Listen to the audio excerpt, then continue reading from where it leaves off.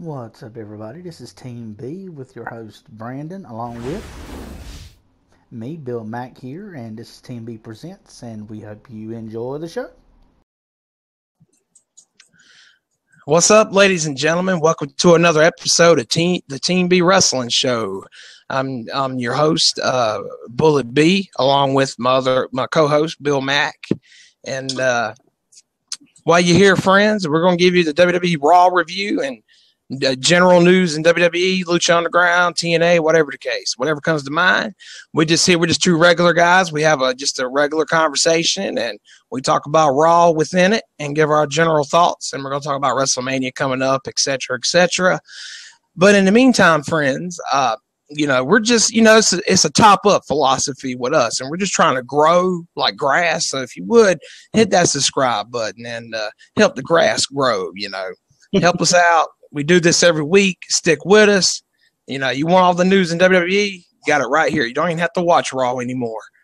We try to be similar to Wrestling Soup, Don Tony Kevin Castle Show, and Solid Monster. He's like our mentor.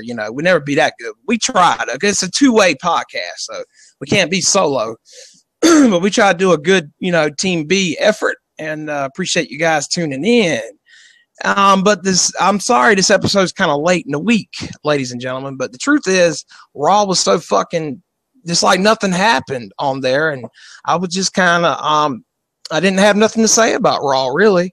The only thing I remember from Raw is the Vince McMahon promo, and to be fair, I think Vince McMahon he's the only one that cares about this storyline. That doesn't make any sense. I mean, everybody's happy to see Shane. Oh, big deal. But Vince is the one carrying the promos. He's like, yeah, I'll disown you and you'll be a son of a bitch. And this past Monday night, they added another stipulation to the Shane versus Taker match, and that is if Taker loses, it will be his last WrestleMania. And I'm like, they didn't have to add that stipulation. I mean, that kind of makes you think like, oh shit, who's going to win? I'll give them that, but it doesn't make any sense in the storyline. I'll tell you why in a second. But I don't think they had to add that stipulation this late into it. They could have just left it like it was. They already had a good stipulation to it. But I've been saying for the past couple of years, since Taker lost the streak, to put his career on the line, and that'll make it more interesting. But the reason it don't make any sense is because if Shane McMahon wins the match and Undertaker's fired, quote, he could just reinstate Undertaker. All he's got to say this Monday on Raw is, hey, Undertaker, if I beat you and I become the Raw GM or the WWE executive chairman, I'll just hire you back. That's all he's got to do.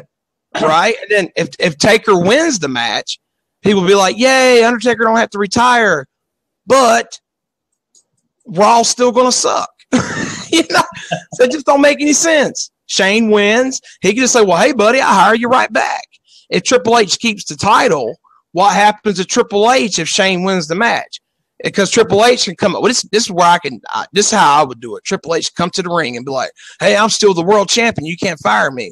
And Shane be like, oh, yes, I can. You're fired. And we're going to have a tournament to determine the real champion or whatever, the new champion, if you will. But that's all they got to do is just be like, well, we're going to strip you from the title, or yeah, you won the title, so we'll keep you until you lose the title. I don't know. It's just stupid because Shane wins the match. What happens to Triple H? So I'm assuming Triple H is going to lose the title. Okay, Shane wins, and all he's got to do is reinstate the Undertaker. That's what I would do. That's a good way to get out of this tight situation they put themselves in for lack of a main event. That's all they got to do. You just be like, well, hell, I'll just hire him back. Shit. They should have saved that for next year. Because remember, ladies and gentlemen, Texas is Undertaker's home state. You think he wants to lose in his home state? That's another thing. So it's just a headache to think about. They didn't have to add that stipulation, in my opinion. But Raw, I mean, the main event of Raw was Dean Ambrose. Not trying to skip ahead. We just call it as we go. Dean Ambrose and Braun Strowman was the main event. I was like, really? So it's just painful to watch, but and sad. And then Luke Harper, one of the Wyatt members got injured, in that match, because after the Strowman Ambrose match, they had a dark match on Raw with the Wyatt family versus Dean Ambrose and a few others, and one of the Wyatt family members got injured. I think it was it Luke Harper, the one with the black hair, the crazy one. Yeah, he got hurt there. So that was my general thoughts about Raw. We'll get into it here in a second, but that's just how I felt like it was a filler show. I could just tell within the first 30 minutes. I said, this is one of them Raws we're just trying to get to the next week. And ladies and gentlemen, I would never want to give you a podcast where we're just trying to fill in the gaps and just doing a show for filler to get to the next week. I never want to feel like I want to do that kind of show for you guys. That's why the show's coming in so late in the week, because I was like, I don't want to give our listeners a filler show, And I said, maybe Bill's got his own thoughts about it and stuff. So we're just going to do what we do and try to make the best of one of the worst Raws of the year, in my opinion. And a fucking tie in to WrestleMania Go Home Raw. I mean, it wasn't the Go Home Raw, but I think 2 weeks before WrestleMania is when you need to have everything, lockdown for the show coming up.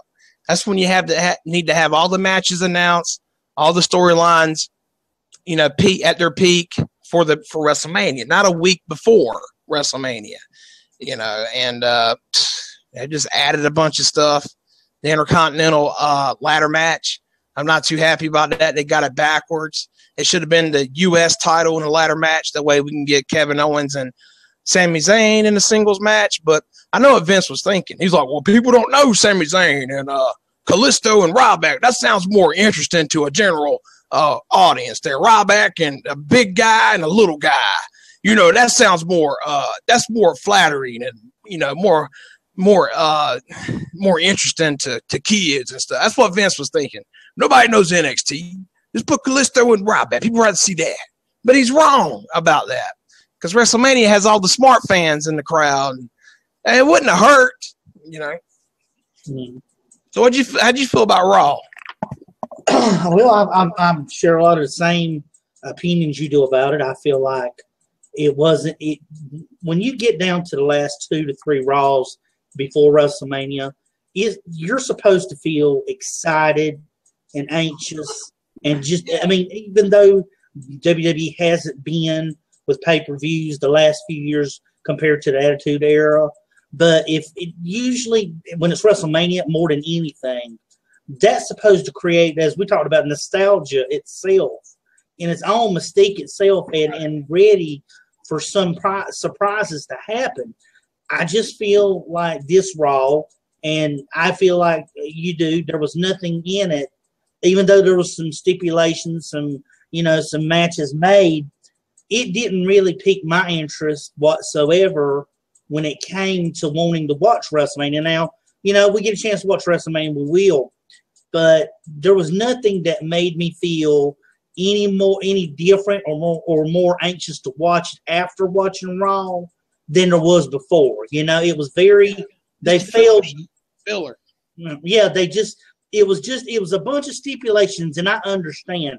But to me, I felt like all these injuries really hurt them badly than what they feel like. Because to me, this whole Shane and throwing this Undertaker in at the last minute that it's his last could be his last WrestleMania if he loses, that to me is just a lot of extra garbage to fill the space up, because you don't have the superstar power in matches. Just think about it. If Randy Orton, Seth Rollins, John Cena, Cesaro, those guys are out, there's you 2 matches. Even if you were put each other against each other, there's 2 extra big matches you have by guys that can get crowd response that you don't have. So now you're calling Shane out, 45 years old, ain't wrestled, been in the ring 7-8 years, ain't been in WWE since that amount of time. But then you have them going and lands. I don't know if you listen to it, but the crowd booed the crap out of Roman Reigns. And remember, this was the Philadelphia crowd that booed him at I think it was the Royal Rumble last year when he got booed the crap out of. When they should know, when you go to Philadelphia, that's going to be a hard place. And him coming in and acting like they're trying to be bad and all, and really didn't see much of him the whole night. Other than that, you know what they were doing? They were keeping him backstage. Remember, he was waiting on Triple H and Steph in the car. Yeah. They kept him backstage to keep from getting booed so bad. But what's that tell you about your baby face? You got to hide him in the back. You're not listening to the WWE universe. You're not listening to the audience. They don't want to see this good guy Reigns. They want to see. They want to boo him. Give them a reason to boo him. Have him turn. You know, even if he was to lose the title or something and turn heel the next night on Raw, which you and I had our discussion, and I had wrote in a topic before. I think we talked about I wrote in. You know what it was I wrote to Aaron Riff and I said, well, what do you think if The Rock was supposed to go in there and try to help Roman Reigns if he was to lose or win, and he turn on The Rock and them, and that would make him instant heel, but I just feel like these Raws really haven't made me interested, and that's a sad thing because when I want to see it in WrestleMania, that's that big one event I don't see the whole year. It's like when you watch the commercials on the Super Bowl and they suck. You know, everybody loves the Super Bowl commercials, and when they're good, they're funny. The next day you can remember them and talk about them, but when you wait all this time and then they suck, and then you're like, well, this is you can kind of hope the Super Bowl won't suck because these things leading up to it really haven't been fun for me to watch. That's kind of like Super Bowl. Raws. You want these Raws to mean something, but it's just a bunch of garbage that they've gathered together because they don't have the four guys I just named off, plus some other ones, like you said, just got hurt. With a Harper getting hurt, Strowman getting punched in the face by the fan. And after Raw's dark match, you're losing guys left and right here, and you're losing prestige. So I just feel my feelings is this Raw as we get into it. I mean, couple good matches. There was couple good matches that I actually did like. But as far as all, man, I share your opinion. I just think it sucked, and there just really wasn't a whole captivating. Well, see, the thing is, I know that it still felt like a filler show to me. I know they made a lot of announcements as far as matches goes, but I feel like WWE was slow to catch on because we were talking about the IC ladder match a few weeks ago and stuff, but we read the dirt sheets and all the insider stuff. So when WWE finally announces the match, we're like, damn, they're behind 2 weeks. Oh, wait, it's a storyline. They're supposed to announce it this way. But I was just laughing about that. I was like, man, we've known this for weeks. And, but the thing is, the Super Bowl, though, the commercials with the Super Bowl, you can go on YouTube and watch all Super Bowl commercials, playlists, and stuff like that. They do really good. Back in 2000, I think it was, 99 or 2000, WWF had a WrestleMania commercial during the Super Bowl. And I know it cost them a lot of money, but that was a nice commercial. It's up in there. But, man, it's just they add this shit late, and it's just crazy to me. I don't even want to give them the benefit of the doubt for this Mania. Just because they got everybody injured. I was trying to give them a little bit of credit for that, you know, not be so tough on them. But they had the matches set a few weeks ago, the 3 main events, and the story build up has been very poor, in my opinion. They're adding stipulations at the last minute, and it just feels like a last minute thing. But now we all know this is how I feel. I think WrestleMania is going to be a great show because the past couple of Manias have been really good. Pay-per-views are usually good. The storyline's not so much, but the actual in-ring combat, if you will, is usually pretty good because WrestleMania 31 didn't have a strong build-up. Better than this one, but the matches and the quality was good, you know. So we could look forward to that, ladies and gentlemen, the matches being good. And I think it's going to be an awesome pay-per-view, but the storylines are just kind of fucked up. But the actual wrestling, I think the ladder match is going to be good. The 3 main events will be good. We know Shane's going to jump off the cage or something, off the cell, break his back in 2 and land on the Undertaker and maybe pin him that way. And like, well, don't worry about it. I'll just hire you back tomorrow, you know. But overall, WrestleMania is going to be a good show. The wrestling will be good. You just got to deal with these last minute storylines because you can tell it ain't the wrestlers' fault. They put on these good shows and shit, and they be like, hey, don't blame us, blame Vince. tell us what to do, and we'll give you a good match. We're giving you a good match, you know, even though you just added a stipulation on fucking SmackDown. We'll still give you a good match, you know. Right. Earn that paycheck, you know. Ryback wanting payback pay-per-view. Yeah. Oh, man. It's horrible. I think that the Divas storyline's been pretty decent. They've been sticking with it just because it's already been, you know, it's been planted for a while. So that's how a storyline should be. It should be a couple of months of build up, whatever the case. And, you know, like Brock and Bray Wyatt would have been a good 2-month build up, but they changed plans. And I agree with that. I think Dean Ambrose and Brock's going to throw it down. I just think Mick Foley and what's his name? Terry Funk. Terry Funk dyed his hair and everything, man, because Terry Funk's in his late 70s, dude. Because he retired. He retired in 1998 or 99 on that DVD documentary, wrestling documentary. I'll think of it in a second. Beyond the Ring or Beyond the Mat or something like that? Usually Beyond the Mat. Yeah, because they had Terry Funk talking about he's going to retire and all this other stuff. He was, you know, in his mid-60s at that point. Right. Here it is 15 years later. He's still out there. He can't leave it. He had a match with Jerry Lawler last year in Memphis, under the table match, you know, about a year ago. So he can't leave it alone. But my point was, you know, give all these toys to Shane McMahon. What's Shane McMahon? Shane McMahon needs a weapon. He's going up against The Undertaker. He's going to come out there with a taser weapon. That's what he needs, like a taser gun. You know how they tase Goldberg? He needs to tase The Undertaker like that. Right when Undertaker's making his entrance, let Taker come out first, and Shane McMahon sneak up behind him and tase him, man. That'd be so funny, man. Especially Undertaker trying to sell it. Undertaker's on Raw, man. He look like he's about 3 weeks dead. He's starting to look like the dead man for real. Oh, it was.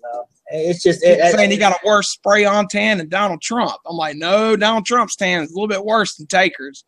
That orange wig and that orange complexion. Well, he let the hair grow back out. I mean, yeah. With his bald spot, but starting to be there like HBK. I noticed that. You know, yeah, that old mohawk he had, man. He should just kept it like that because he just looked like a freak. You know, and he's fighting Triple H and Brock, and he had he was more lean at the time, and he had the mohawk going on, and they should have just left it like that. Yeah, but, just going back to who he was and everything, but kind of looks like Biker Taker, but with the hair and stuff like that. They should have him come out there on a motorcycle, be a bully again. Say what again if you sleep with your sister, type of Undertaker. You know, that was hilarious.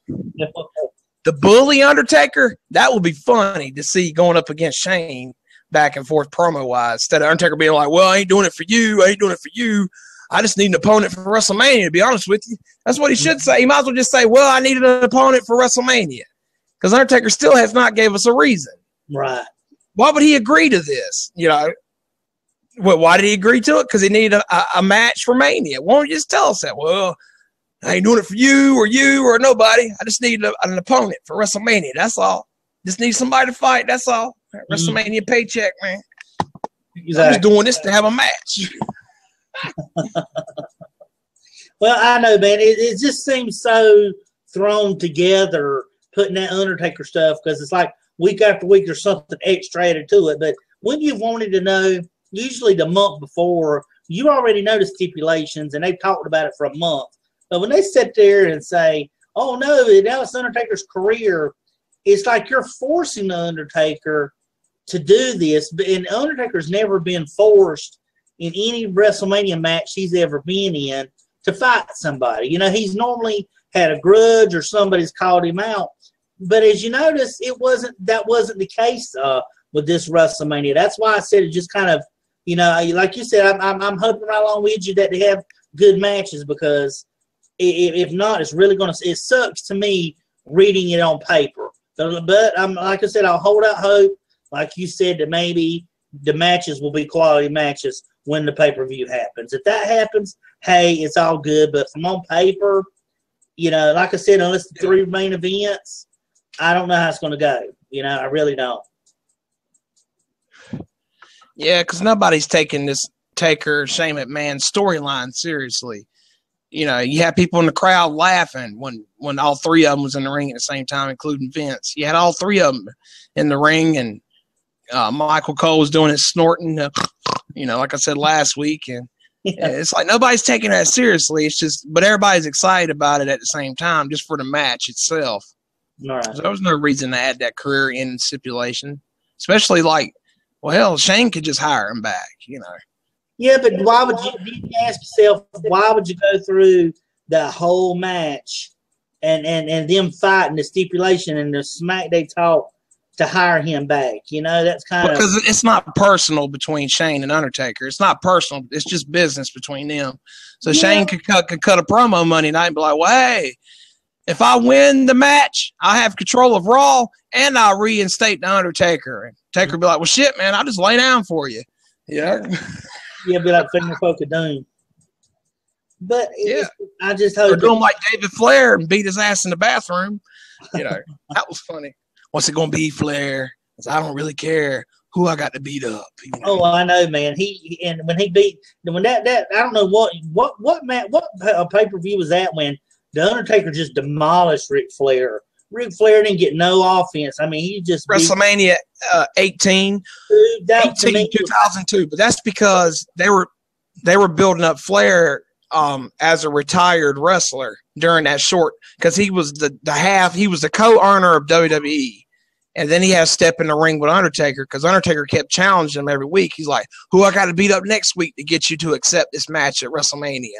And they were trying to build up Flair as a guy that was kind of retired anyway, but he was stepping out of retirement to have a match. That's why he got beat up so bad in that Taker match. Then he had Arn Anderson come out there at the end of it and try to interfere and stuff like that. And then about a year or two later, you got Ric Flair in Evolution as the manager, and then he just became an active wrestler for the next few years, tag teaming with Carlito and stuff. So they kind of ignored that he was a retired wrestler coming back. But that 1 year, they were trying to build it as, you know, Ric Flair don't wrestle no more. He's just he's just a manager and blah, blah, blah. That's why he got his ass handed to him like that, you know, because he was a, quote, retired wrestler, you know. And then a couple of years later, he's wrestling every week with Carlito, you know. Yeah, I just did. I remember that. And I'm like, when I watched that happen, I'm like, why in this world should he I mean, to me, I understood why. It just seemed like it was a big waste to just watch Flair get beat the whole match and with no offense. You know, that to me, I mean, I understood it. Yeah. But it's just like you said, I mean, that's like taking a dog out there in the street and watch somebody beat it for 30 minutes. You know, you're like, somebody stop. But, you know, I mean, it was like no offense at all. You know, and I just felt like that was a waste, even though I understood what it was for. I just felt like it was a waste to me that he was being beat. Because you had Jim Ross on commentary saying, you know, Ric Flair's not an active wrestler no more. He's not an active wrestler no more. He's just doing what he has to do. He's just fighting for his family. It's the way they built it up, it's the way the match was booked. You know, Flair was retired supposedly, and it's just the way they booked it. But Flair, man, that was his last good run.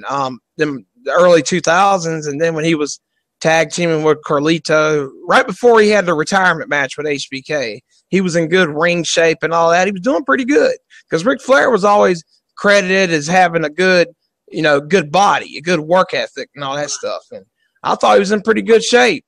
Then again, I get used to seeing TNA Flair and Charlotte Flair's dad role now, that when you look back 10 years, you say, well, hell, Flair weren't that bad 10 years ago compared to now, you know. But speaking of health, just to give you a tidbit update, Luke Harper is going to be out 5 to 6 months with that injury. Oh, okay. They think he torn an ACL. So just didn't mean to cut in on you, but that's just what I just happened to pick up. He's going to be out 5 to 6 months. So now, guess what that means? They're going to probably have to get another member of the Wyatt family in. Well, I think 3 members is enough because it was usually 3 members anyway. And I think when they brought Luke Harper back the first time, I was like, now it's going to be 4. I'm like, well, they didn't want to let fire anybody, and you know, but it felt kind of bloated. But I got used to it though. Yeah, having 4 members in it, but 3 you can get away with because New Day does it, and League of Urinations 4 guys, and I like how the New Day suddenly turned babyface, you know, out of nowhere. It was about time. Yeah, man. Yeah. But I kind of like that though because back in old school, you would have people turn to babyface just organically like that. It just happens, you know. So I kind of see why they did that. Yeah, you know, that's what you do. You put them in there with somebody that's a heel, and see who the fan gets behind, and that's how you turn somebody babyface, just like that. But it's much easier, as you know, to be a heel than it is being a face. It's way much easier. You can get it's easier WWE. You have to be over before you can be a babyface. Yeah. Okay, Roman Reigns, people. WWE corporate, you got to have your superstar over before you can be a babyface. Right. Now, yeah, he was over in the Shield, but he's not over no more, and he hasn't been over in the last year and a half. Yep. He's got to go heel, you know. Exactly. They just got their mind set on keeping him a babyface. They're going to give him the happy ending at WrestleMania. I'm thinking The Rock's going to run out there or something to help him celebrate. So I really don't know what's going to happen there. I know Reigns is going to get the title. I'm pretty sure of that. But they might swerve us and have Triple H keep the title until the next pay-per-view. You know, drop it at Extreme Rules against somebody. I like to see a Triple H versus Seth Rollins match, maybe at SummerSlam or something whenever he comes back. But, yeah, Seth Rollins, Cesaro, Randy Orton, Cena, they're all, you know, injured. Randy Orton's coming back, I think, late next month, early May. Right. So that's a good thing. And Cena, man, they're talking about he's going to be out till July. Yeah, that's terrible in its own right, man. Because he's been out for a while, and you know when he went to do that series, he comes back, then he gets hurt. You know, now he's kind of back at where he's at beforehand. You know when they're doing. He's going to be gone almost a year. He's going to have almost a year off if you think about it, because I think he left. It might have been right before Survivor Series or something when he dropped the belt to Alberto Del Rio. Right. Del Rio gave him that kick, and he pinned John Cena, and Cena was out for a couple months, you know, filming the show, like you said, and just taking a break. Then he comes back, and I don't even think it was a month, and he got injured. He's not going to be back till late summer, I guess, and he's had over 6 months off if you combined all the months he was off. But, you know, Cena, he's getting old, man, because he used to be Superman and never get injured, nothing like that. And now all this wear and tear on his body's, you know, catching up with him. Right. You know, now he needs some legitimate time off to heal. And, you know, I think he needs time off anyway because they run guys into the ground in WWE. They don't care. They're like vampires. They get what they can out of you. No off season, nothing. No. Yeah, maybe Cena can get some sanity back in his head, have some time off. Well, at least he had one come back because you know his girlfriend ain't coming back after WrestleMania. She's out. She's retiring officially from in ring after WrestleMania. I didn't know that. I didn't know she was going to be gone for good. What, she got like a neck injury or something like that?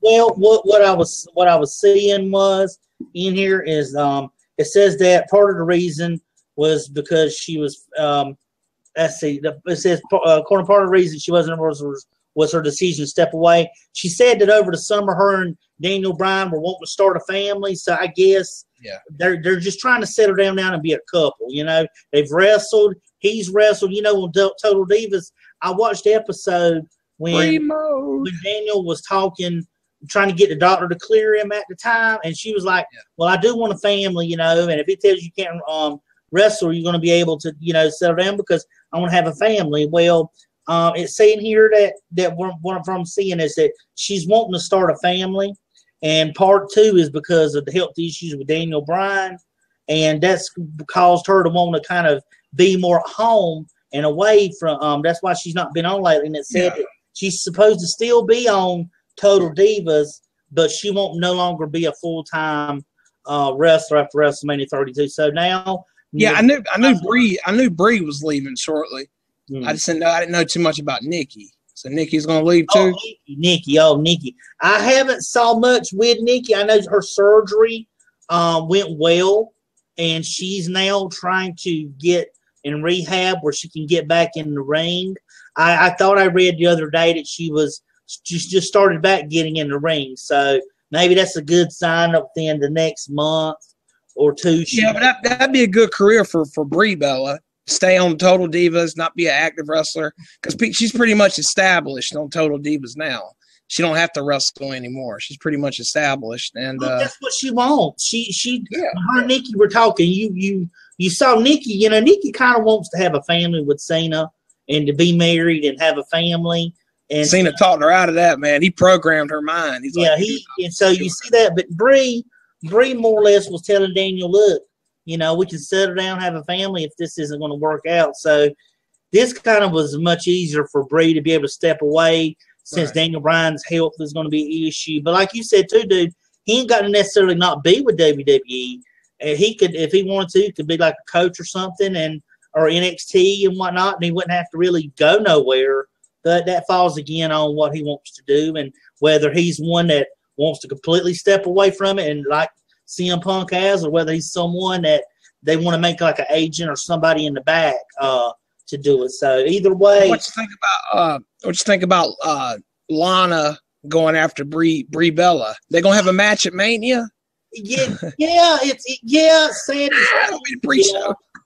That's gonna kind of just, it saddens me to know that Lana's actually going to have a match with him, with Brie, because I know Brie isn't the best worker, and I know Lana. I don't know how Lana is going to hold up because she's been training, but she hasn't really fought. You know, I'm more comfortable with like Charlotte or one of the other divas, even as crappy as they may be, to fight a match again rather than have Lana go out there, because you want at least somebody that can carry that match. And that's scary though, man. Lana having her debut match at Mania. If that's the case, that's kind of scary because you know it's going to be a botch fest. She's going to be botching everything. You gonna put her on WrestleMania as her first match? What the fuck are you thinking, WWE? You know, that might be a pre-show match or something. There might be a multi-woman match. Who knows? But I just think it could be worse. You could have Eva Marie wrestling at WrestleMania. Oh man, they'd be booing her off NXT. But Eva Marie, well, she's more trained in wrestling than fucking Lana at this point. Yeah, that's true. But she botches, worse too. And you know what they're constantly. They could put Eva and Lana as a tag team, call them Team Boo. Dolph Ziggler, I have my new teammate here. We call Team Boo. Why you call Team Boo? Well, just listen. Shut your mouth and listen. Boo. I know, man. Just shut your mouth and listen. She's great to look at, but she is just horrible to want to have to watch on on screen. It really is. I did not want to see Lana wrestle. I mean, I still haven't seen her wrestle. That's the scary thing, is I've not seen her wrestle yet. So it's going to. Oh, dude, they had I think it was this past Monday. They had Fandango fight Chris Jericho. I said, "Shit, Fandango, where the fuck's he been at?"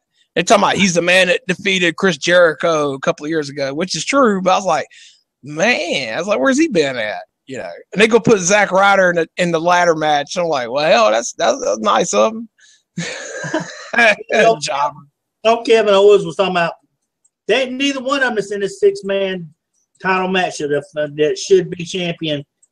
Shouldn't even be facing me. I'm like, wow, way to squat. Well, see, Zack Ryder was right about half of them. Zack Ryder got in. Zack Ryder got in because Neville got hurt, and that was Neville's spot. So that's the only way to Long Island IC. This is what his nickname is, I think. Got into Long Island IZ. Zack Ryder. Woo, woo, woo. You know it. It's turned into a heel, dude, because I don't think you should give up on a superstar until you at least turn him heel and see what happens. Because look at the New Day, for example. Turn Zack Ryder heel and have him say, boo, boo, boo. You know it, Have him like a bitter John Cena fanboy character, Oh, I hate John Cena. I hate John. They did what? They tried. Remember they were doing that with what was it? Who was it? Because I missed that era of wrestling when it was when it yeah, but Zack Ryder was a babyface at that point, and they never turned him heel. He could have easily turned on because Cena pretty much cost him Eve Torres and everything, and Zack Ryder could have turned heel on Cena, could have attacked him with the chair and said, "Screw this, man," you know. But they didn't do nothing with it. They just sent his ass back to the main event show that comes on or Superstars. So yeah, man. But Raw was just something else, you know. Stephanie come out there, of course, and Lord, you know, the same thing, dude. When it come on there, you just know that it was either going to be something with Stephanie or something with Roman Reigns come out. And guess what? That's exactly what happened. First thing out there, Stephanie come out there and they boo her, and then you know it was just horrible. You know it was going to be horrible, even though she's booing because they don't like her. Roman Reigns, because that's her character. Roman boos because they really legitimately don't like Roman Reigns. Yeah, he's not getting the good kind of heat. He's not a heel, and it's just not looking too good there. They're going to have to do something with Roman Reigns there. But they keep him babyface, man. It's not going to be as 50-50 like with Cena 10 years ago. You're just going to have like 75% booing Roman Reigns. Yeah. Ugh. I hear for a couple people cheered for him, and you hear them. Just well, too, it depends on where he's at, because there was one place I failed to see where it was at, remember where it was at. He actually got cheered a lot. And yeah. I know, like in Chicago and Philadelphia, don't go there. Or Brooklyn, don't go there. They will boo you out the building. Yeah, or he'll go to certain towns or cities where they just don't care. It's like they won't boo him, but they won't cheer him either. The only place he gets cheered is SmackDown. That's because of the audio fix. Yeah, popping that on them cheers and stuff. They edited in. But yeah, man, everybody's mouth closed. All the fans got their mouth closed, and you hear, "Yay, cheer!" I'm like, how's that happen? They doing that with their mouths closed? Damn. I know. Yeah. But it is like on Raw, man. You know, he goes out there and he's talking to Stephanie, and he's like, "Well, you know why Triple H isn't out here? Because I want to whip his ass all over the thing," and the crowd was booing him. Now. He's the babyface. He whipped up on Triple H, and they're the ones. And he said that all responsibilities. He says he's not there because he has corporate responsibilities to do. And and then Stephanie's going back, and she says, "Well, this shows why you're never gonna be the champion because you lack intellect." And then she said, "Why else would you risk your championship match at WrestleMania and all this stuff?" Because he jumped on Triple H and stuff, and people need to understand the big picture. So, because she and her husband, she said, were a success, and they can buy each and every one of the people in the crowd, which that's going to draw heat because they're like, you're poor. And then Roman Reigns' music hits, and he comes out to it says thunderous boos. That's what it was. He was listening. Thunderous boos from the hostile Philadelphia crowd as he comes from the stage. Yeah, he's from the stage now. I did hear a tidbit on that. Don't want to go off track. Tidbit is I hear that I don't know if you heard it, but they're supposed to be working on possibly new ring attire for Roman Reigns for WrestleMania. Did you hear anything about that? Yeah, I heard about that, and the reason he's coming in from the entrance ramp now is because I think they're prepping him up to hold the title. I think that's why they got him coming in through that way. I know it's probably unsafe for him to come through the crowd, but I think they changed his entrance to prep him up for the title. Mm-hmm. I think that's what that was about. But yeah, they should, man, just change him up a little bit and have him evolve, like that.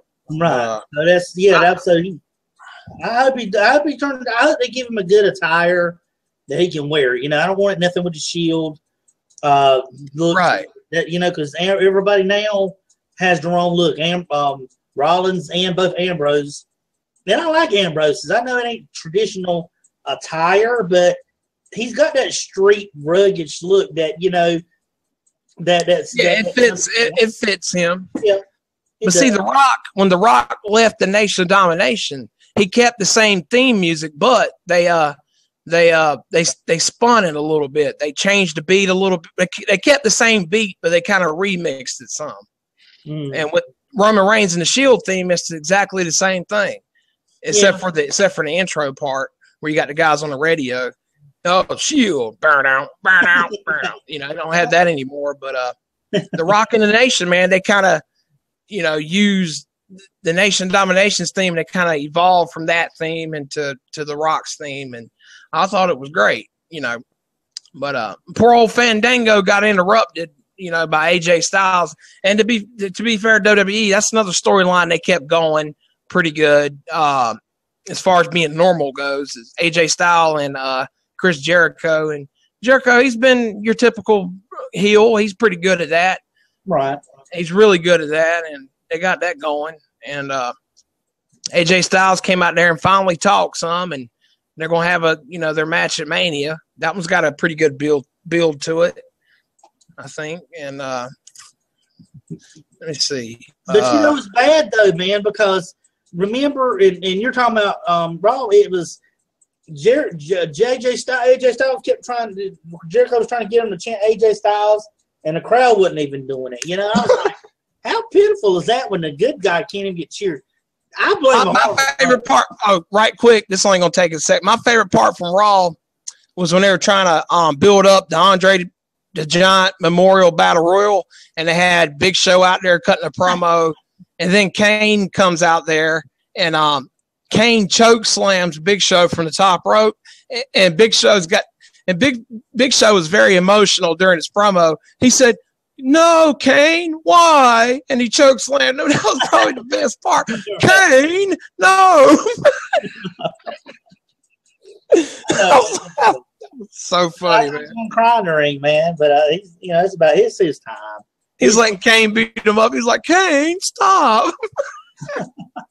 It is funny though, man. But it's just that's the reactions you get, man. It was just a stale promo, and the crowd was dead. They just need to mark these crowds off and try different either areas or something. And because when they go to them, the crowds are bad. Why would you keep going back to dead crowds? You know, I mean, find other places to go. But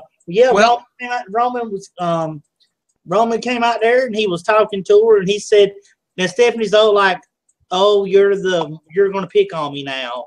Oh, you're going to try to intimidate me now because you heard my husband was going to be here." And, you know, he took the microphone from her and he says, "No, I'm the authority."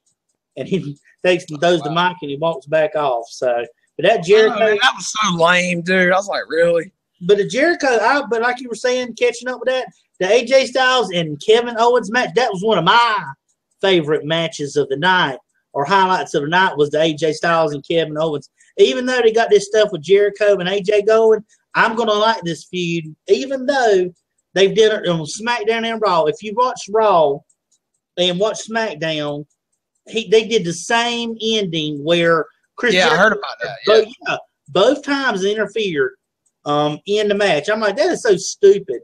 But that's like you say, if it happened on SmackDown, it never happened. It never happened. So they, but I think this AJ Styles and Kevin Owens feud, play it right without Jericho, it can be a really good, because AJ can put on a good match, and we know no matter who Owens goes in with, he'll put on a good match, because Owens did that last week. You know, see, they got a history together. They're not going to mention it on Raw, of course, but Kevin Steen and AJ Styles, they wrestled on the Indies together. They've had some pretty good matches in the past, so they're kind of used to each other. I'll tell you another one. Seth Rollins, he had a match with AJ Styles on the Indies way back, and they had a pretty good match. I'll kill to see that match, AJ Styles versus Seth Rollins, when Rollins comes back, but Rollins will be a babyface probably. Yeah. But that'd be another good one. Yeah, man, because they could do some stuff with AJ Styles, because it's not a bunch of rematches. I mean, yeah, they had matches in the past, but that, you know, we haven't seen it in WWE yet, and it's years later. But you know, because all you see on Raw and pay-per-views is fucking rematches. You know, people that's already fought each other somewhere in the past somewhere. except for Shane and Undertaker. They haven't fought. And I think that's why Brock Lesnar and Dean Ambrose is appealing to us, because they haven't really had a match before one-on-one. Right. And Triple H and Roman Reigns, I don't think they've had a match, but I really don't care. I'd rather see Triple H and Seth Rollins or something, but I don't give a fuck about that match. You know, I do. I want to see it just out of curiosity, because I know it's going to be a good, quote, crowd, you know, and it's going to be shitting all over it. So I look forward to seeing that. But just have they should. They got Shawn Michaels, Stone Cold Steve Austin, and The Rock appearing at this year's WrestleMania. Right. I would be plugging that more if I was WWE. Now, granted, WWE don't know what they're going to do with them yet, but they can always say, hey, by the way, HBK, Rock, Austin's going to be at Mania. They did plug The Rock a couple of weeks ago. They showed a little highlight, not a highlight, but like a video. Right. You know, it was just The Rock. It said, he's going to be at WrestleMania. We're like, okay. Kind of like that guest host thing they had a few years ago. That's what it feels like to me. But they should keep reminding us of that. You know, hey, we got these guys showing up. I know, man. It's all dude. All you got to do is get in the ring and maybe have Cena come out there too as an appearance. And oh wow, and they could play musical chairs. That's all they got to do. That's true. A musical chairs segment between them. You know, that'd be hilarious seeing Stone Cold play musical chairs, because that'd just be, I could just see it now. You know, serve me a beer, and he pull out the chair from under The Rock. It'd just be funny. Well, you know, those podcasters are going to have a field day with that night after it went off, because you know that's going to be the very first thing they talk about when it comes to wrapping up a wrestling show or an event, is what the stupidest thing happened. And that to me would qualify as one of the stupidest things though that I would ever see on it. But you know, I mean, I'm looking forward to these guys, and like you said, you know, maybe these are feud ending that they're having, and I'm looking forward to them. They're just feud ending, you know, matches, because they keep going on. But like the AJ Styles and Kevin Owens, going back to that, they can have a few good matches together and put on matches. That's why I like seeing Owens and Styles. So that one's going to be the one. But, you know, in their match, though, you know, you ended up AJ Styles, Jericho went out there, and AJ Styles, Owens rolled him up for the pin, the cheap roll-up. And one question to ask you, have you noticed all these roll-up pins the last 2-3 months to WWE, not just either by the tights, but just rolling them up in general? I mean, why? The roll-up finish, because Solid Monster one year, he was doing how many roll-ups can we calculate in a year? And he had like 50 or 60 roll-up finishes. But yeah, dude, that's very common and very poor booking on WWE's part. I was on WWE's YouTube channel the other day. I was watching some of their WWE Elite super action figure superstars, toys you can buy, where they got the action figures wrestling in the ring. And, man, that was so much more entertaining than Raw, quite frankly. It was pretty intense. They had Seth Rollins versus Elite action figure Macho Man Randy Savage. And them two, man, they had the sound effects, and that shit was awesome, because when I was a kid, I used to love action figures. I used to buy action figures all the time when I was a little guy, and I would play fight with them. And it took me back to them good old innocent days, play fighting with my action figures. And man, I don't know, it was some YouTube guy that edited the video, but he did a good job, dude. They went through the tables, and Macho Man missed with the elbow, and Seth Rollins did his kick, and man, that shit was awesome. I mean, I clicked on it by accident because I didn't want to watch that shit, and I was like, well, hell, this is pretty cool. And they had Joey Styles doing commentary, and he did his quote, "Oh my God" thing in it. It was awesome. They should release more matches like that. Hell, that was more interesting than the fucking main event. It was, dude. Yeah, that tells you that's how bad it is, though. You got to see that shit, man. That Macho Man and Seth Rollins, because it was to a T, man. What a real match would be like between them. And Seth Rollins acting all cocky in the ring and stuff. Macho Man said, "Oh yeah," and he did a fucking DDT'd his ass out of nowhere, tornado DDT out of nowhere. Then he missed the elbow, and Seth Rollins got up. It was awesome. By the way, side note, did you like them Seth Rollins laugh compilation I sent over to you? Yeah, that was pretty good. I thought it was funny, man. I was like, because we had talked about that night the night before, and I happened to find it, and I was like, I got to send these to him because they're all his laughs all together there. We can get those laughs in, but I thought they were so funny. But I like Rollins. I'll be glad when he comes back because at least me too. Good mic work and he can wrestle in the ring. You know. Yeah, him and Kevin Owens, man. That's the ones I like nowadays. You know, like 10 years from now, and I look back, I'll say it was Kevin Owens and Seth Rollins. Of course, they'll probably be the main event guys by then. They'd be the Cena and Orton by then. But reminder, ladies and gentlemen, we're going to do a WrestleMania post show, a massive post show. I don't know if we're going to have any more people on here or not, but we're going to do a really good WrestleMania post show coming up. And we ain't going to make no promises, but we'll probably do a WrestleMania predictions show next week sometime. And but you still get your regular Raw review and news next week, but you might also get prediction show, and then you're going to get the WrestleMania post show. Right. So a lot of stuff to look forward to if you keep up with us. And we try to do a better job than Jeff Meacham over there at No DQ. Because he did talk wrestling with some guy on Google, man. It was terrible. I was listening to it. It was coast to coast, right? Yeah. I watched it. It was all right. But, man, Aaron Riff, he needs to do the auto fix, man. When you edit a video, just auto fix it. Because Hangouts is terrible quality in audio. But if you auto fix it, it turns out a lot better. Dude. So they did that video bareback, man, coast to coast. It was him and some jerk. If you look at the likes and dislikes, it's got 40 dislikes and 45 likes as of right now. Because he's like, oh, my wife just hit me in the head with a French fry. Oh, yeah, you saw it, yeah. I mean, auto fix it, man. It was horrible, man. He's like, are we ready to start? Yeah. Are we ready? Okay. All right, I'm getting ready. Yeah. Hold up a minute. What? Ow, what? My wife just hit me in the head with a fry. I'm like, what? And you're posting. I was like, what is this garbage, man? I was playing on my tablet as I drift off to sleep land that night. Cause I was just wanting something to watch, man. And because I keep up with all the wrestling YouTube channel. If I'm not watching politics and bullshit, I'll watch wrestling stuff like Walk Culture Wrestling.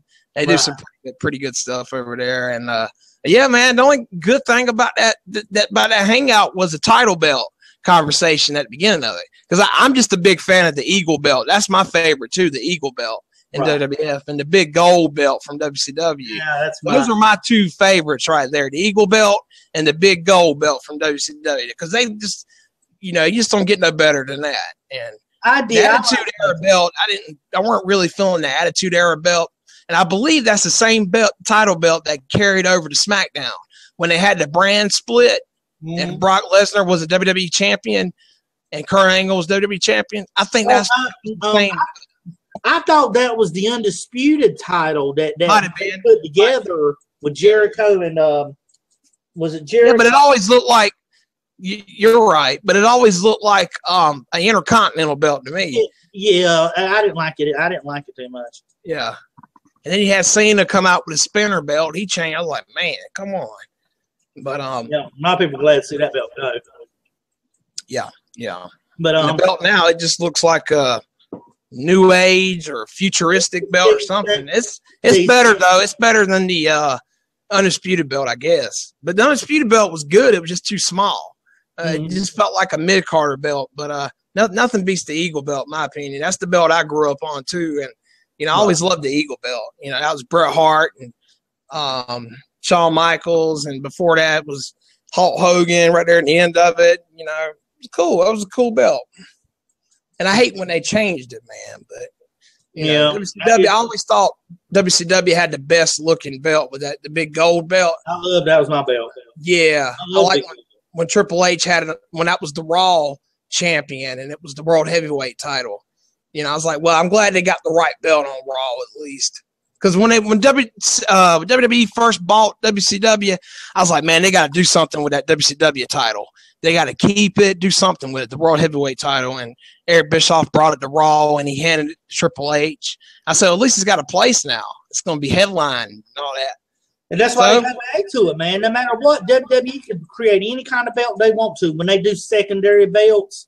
But it always turns out with the big gold one always coming back because it's always popular. I mean, they make money off of it. When you see a lot of them in the crowd, you've seen a lot of them with the big gold belt, the fans and stuff. You know, they used to do that with the big gold belt. Yeah, it was one of the most popular belts, man. You know, you just can't top that one. Everybody likes to. I got the big gold belt, the toy version, the Walmart version in my room. You remember that? You hit me over the head with it. Or, yeah. That's the first video we ever did, man. That was back in what, 08? Yeah. I couldn't get the Eagle belt. They weren't selling that one. You know, but now they sell them though. The vintage WWE titles. I was watching the action figure set just for the match. And I was like, well, hell, these toys are kind of cool, and they got the retro titles back out there. If I had money to flush down the toilet, man, I'd probably get into that. The Elite action series set. Oh yeah, I would get some of them things. Them things are cool, and title belt, replica belts, and like Jeff Meacham has. That's kind of toys I always wanted. I just couldn't really pay that much money into a toy like that. But here's what I wonder, dude. I was watching on Up, Up, Down, Down, and I noticed that Miz, when he was betting Xavier Woods and Street Fighter for his WWE Intercontinental belt, the white one, he said it was at home screwed in on his wall. I wonder if when they get those titles, did they get one at home for real, like a trophy to keep and use one? Yeah, I think so, because The Rock, Dwayne Johnson, has a showcase of his titles in his house. Oh, okay. Absolutely. Okay. I was wondering if they get to keep, you know, that belt, because he had the U.S. title and he had the Intercontinental title at that time, screwed in with plates on his wall where he had it up there in his trophy room, and he had that. So I'm like, well, they must let him keep one as a copy and use the original, or let them have original, make another one. I don't know, because they can make a belt, but I remember they gave away the World Heavyweight title to the football team. They're giving the titles away and stuff. But back in the day, they didn't do that, because back in the day, you had to mail your title back to the company. As in Ric Flair's case, when he was the real world's champion, he brought the WWF, and over there, WCW is like, come on, man, mail us the belt back. They had to buy that belt. Ric Flair, in fact, designed that belt, because the old NWA belt, WCW belt, wasn't like that. It was a totally different belt.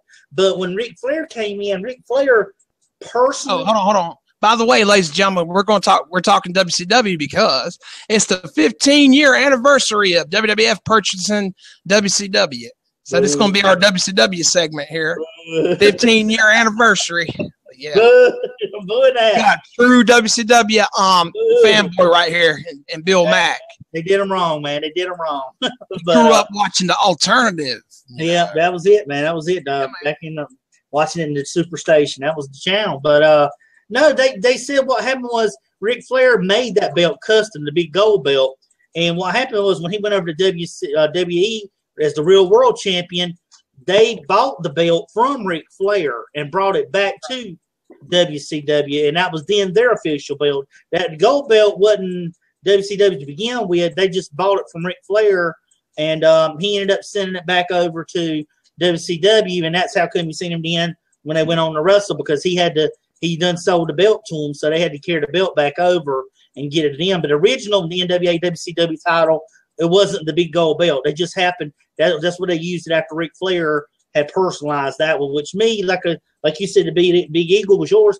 That big gold was mine. I love that big gold, because back when Aaron Rodgers won the Super Bowl, he had the WCW, it was WWE World Heavyweight title, but he had the big gold belt. That's why now when you see like LeBron James, when he bought the world champions or something, he bought them all world belts. It was the WWE belt, not the big gold, because they don't sell the big gold anymore. But that was just a little tidbit there that Ric Flair actually designed that belt, and WCW bought it so they could keep it over in WCW with them. So Ric Flair basically got paid for making that belt for them.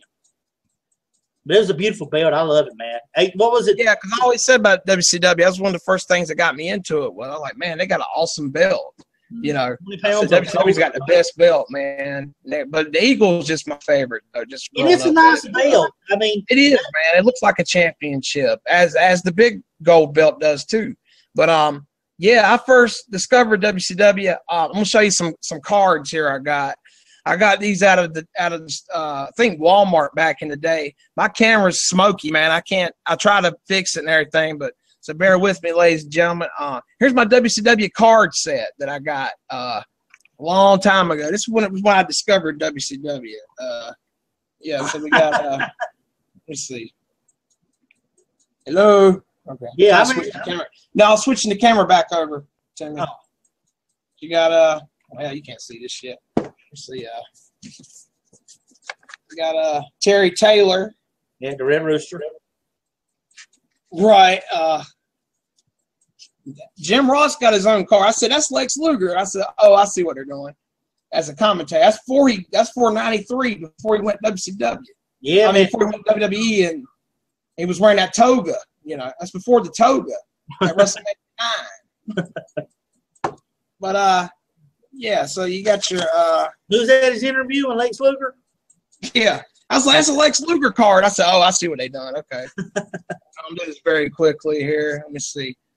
Oh yeah. So I got who's that? Steiner Brothers. Oh yeah, Rick and Scott. Sting card. Got Sting. Mm-hmm. The Lex Express, or the Narcissist, Bullet B.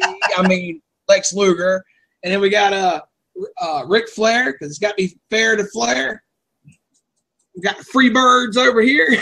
That's some good shit. This is how I discovered WCW. I was in Walmart.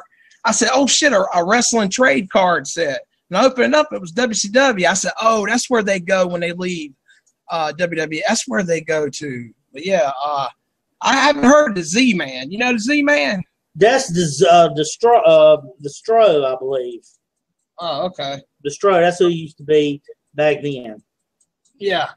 All right. So the Z-Man, another Sting card, and another Steiner brother card here. But yeah, man, just a play card set here.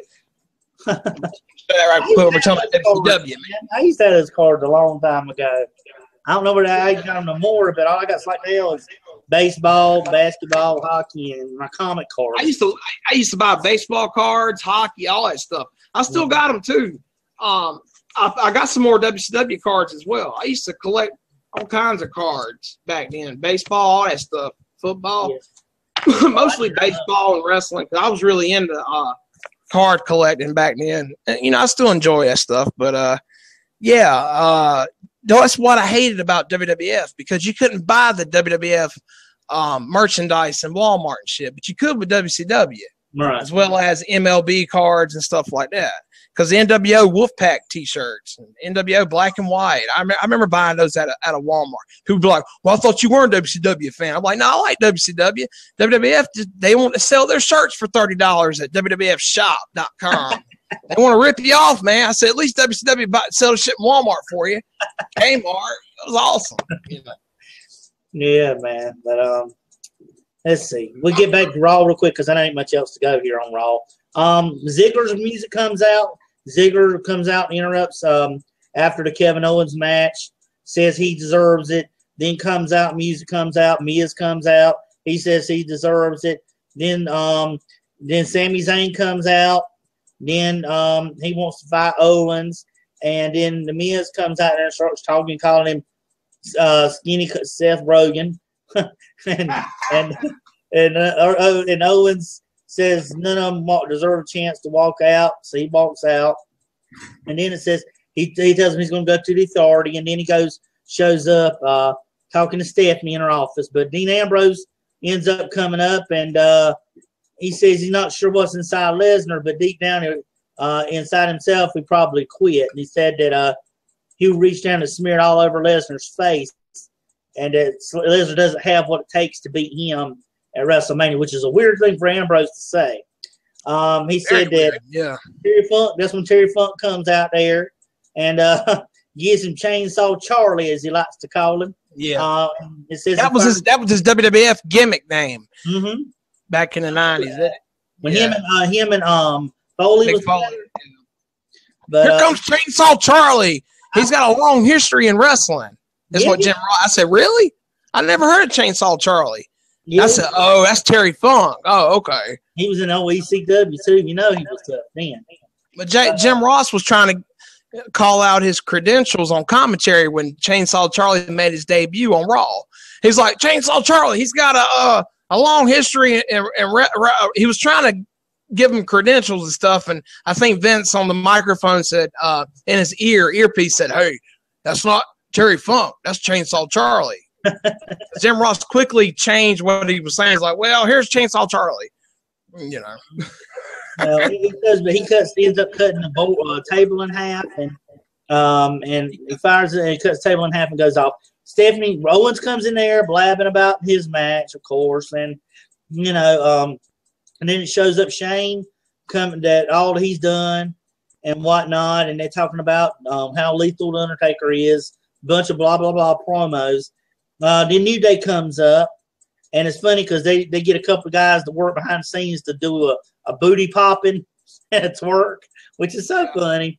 And after the commercial, then the League of Urination comes out, and they're talking about facing New Day at WrestleMania, which a lot of them are saying that League of Urination may end up winning the titles on this. But I don't see that with Wade Barrett leaving WWE shortly. But I mean, you could be right, but I mean, I just saw that as New Day winning. I don't know.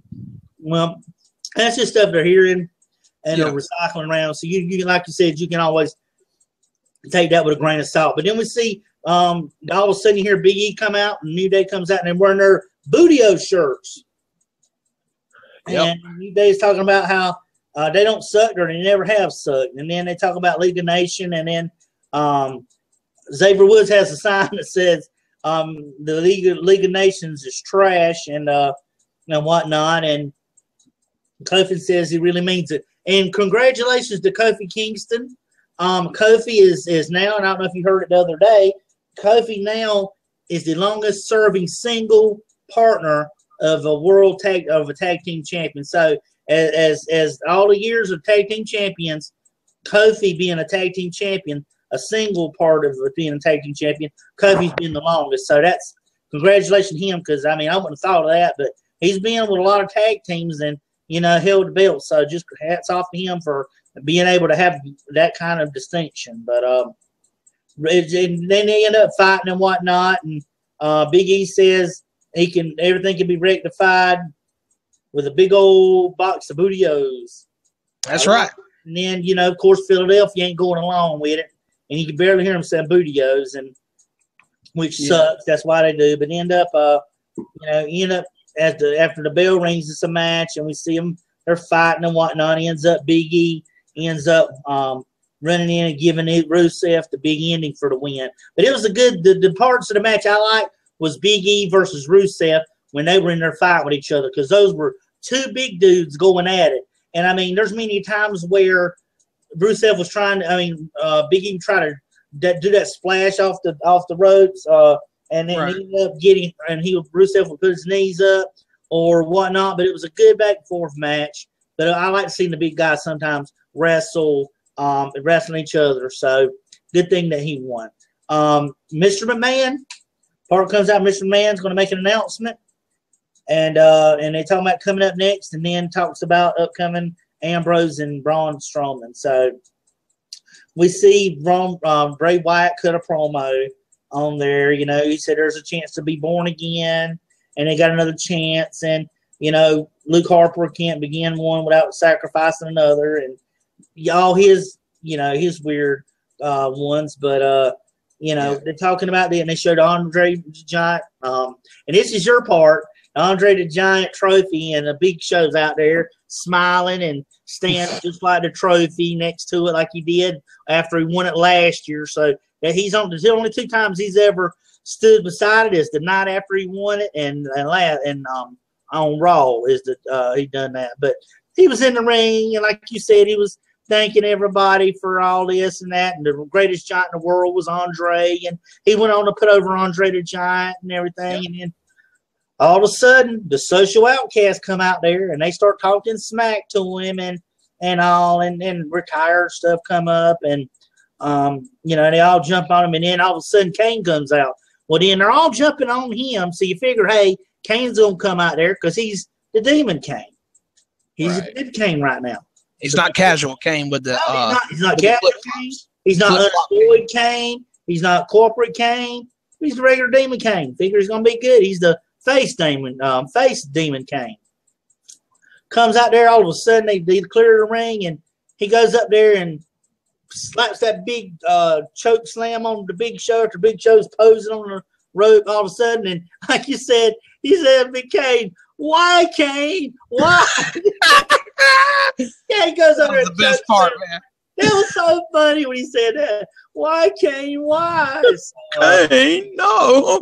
That was the only part of Raw that made me laugh. I was just like, what? It was funny, man. But you know, that went off and whatnot, and then you know, they showed that the latest WWE inductee, which I thought they were done, but they weren't.